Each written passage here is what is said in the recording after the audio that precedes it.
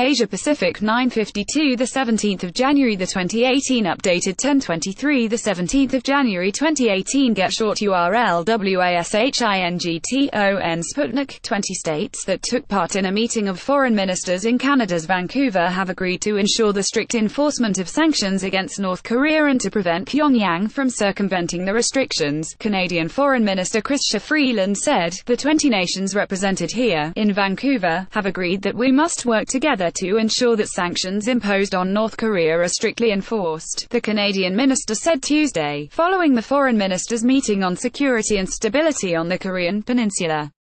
Freeland added that the participants of the meeting agreed to ensure that North Korea would be unable to evade the sanctions and to cut financial lifelines for the country's weapons of mass destruction.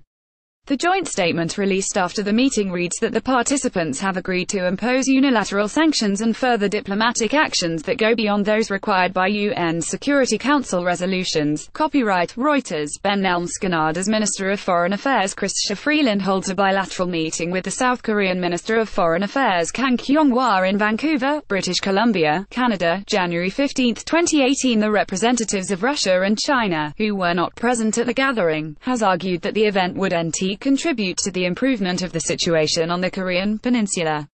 While Russian Foreign Minister Sergei Lavrov said it would likely be counterproductive, Chinese Foreign Ministry's spokesman Kang said that the summit would exacerbate divisions within the international community on the issue of North Korean nuclear program.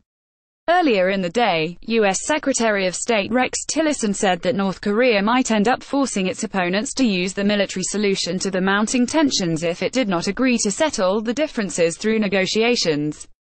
Tillerson added that the implementation of the sanctions so far had not required much force.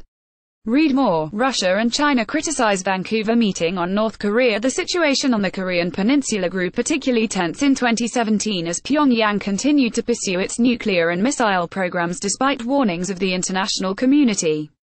The UN Security Council imposed 2 rounds of sanctions on Pyongyang last year, with the latest resolution that was adopted on December 24, 2017, forbidding oil sales to North Korea and buying textiles from the country.